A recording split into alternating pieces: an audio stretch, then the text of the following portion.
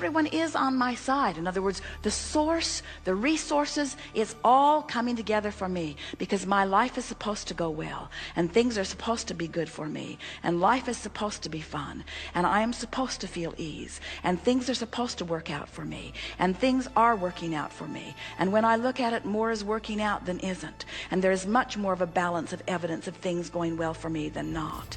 Good morning. Went to Barnes & Noble. Guys, these are $30 now. Honestly, this is my favorite gratitude journal. I've tried a couple different ones. I have it linked in my Amazon storefront, or you could go to your local Barnes & Noble. Honestly, this has helped me so much with like creating a routine. I don't know, it might sound silly, but this really works for me. Got my coffee. So now I'm just gonna grab some sushi.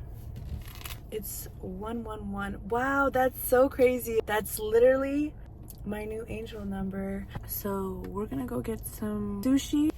And I like being a nitpicker. I like being spoiled so rotten that I sort of have a meltdown when every little thing isn't going right, because that means that the larger part of me does acknowledge that things are supposed to go very well. But I'm resilient. I can deal with this. I can line up with this. I can find my way. I don't know who needs to hear this. It may hurt and you might not believe me. Have a man that is treating you well and giving you gifts and spoiling you and all of this stuff. But sis, I don't care if that man is a millionaire. He will never give you a soft life, because a soft life is not just what a man can do for you on the outside. It's internally also. A man that's feeding your spirit, a man that's nurturing you properly, a man that's able to communicate with you. And most of these men, they will never give you that because, for one, they refuse to work on themselves. A man that refuses to work on himself won't care about you, because he doesn't care about himself. He's not putting in the work in himself. A lot of these men have a lot of traumas. I have sympathy for them. And I used to once be the girl that used to be attracted to these type of men, to think that, you know, as long as I'm being taken care of and as long as my bills are being paid. But that's not the right way, sis. There's so much more to loving you, and you deserve that. Like, you have so much love to give to a man, and you deserve a man that's going to reciprocate that love and that's going to help you flourish. Because when you understand how energy transmutation works, and that we feed off of the energy that a man feeds us, men leave the relationship, but a woman controls the relationship by her energy. So a woman has the power to either lift a man up or destroy a man. And a man has that same power too. And it's crazy how sometimes you'll watch, you know, women that were good girls and they allow a toxic man to come into their life and completely destroy them. So I'm here to spread the message, because I once was that girl. I once used to be attracted to these men that couldn't love me properly. You know, and I used to think, why am I attracted to these type of men? Like, why can't I just be attracted to a regular man? And it wasn't until I started doing a lot of inner work on myself that I came to realization that I was just looking for love so badly that I was like desperate. And these men were incapable of loving me.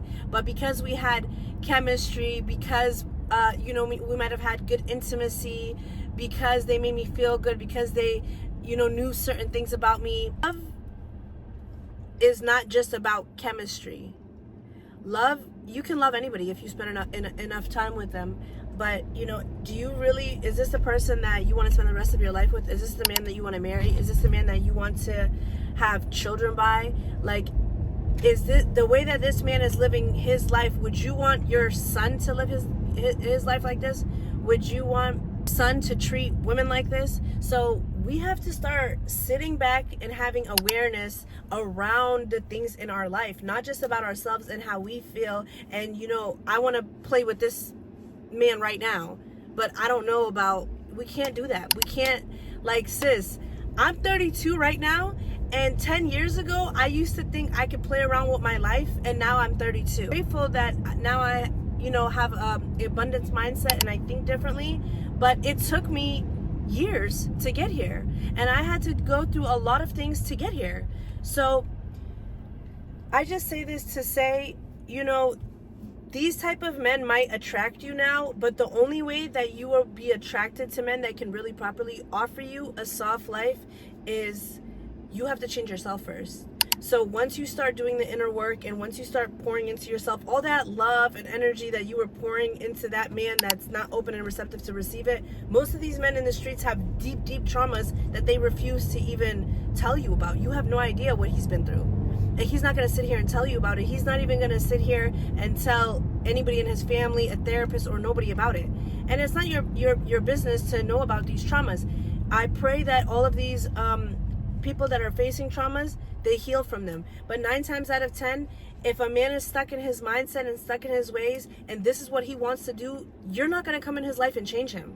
That's not your responsibility. You need to change yourself. You need to pour energy into yourself. You need to build yourself up. You're not going to come in here and build up a man and he's just going to love you. That's not how life works. So the only way that you're going to get a better man is to attract better. And how do you attract better? How do you attract a man that's going to give you a soft girl life? You have to figure out and identify, what do you want out of life? And you have to write it down. Sit with yourself and write it down. A lot of women, I notice, because I'm a mentor too, and I notice when I talk to women, a lot of women don't spend time with themselves. And that's not healthy. We have to spend time with ourselves, even if it's for 30 minutes. Go outside, take a walk, journal.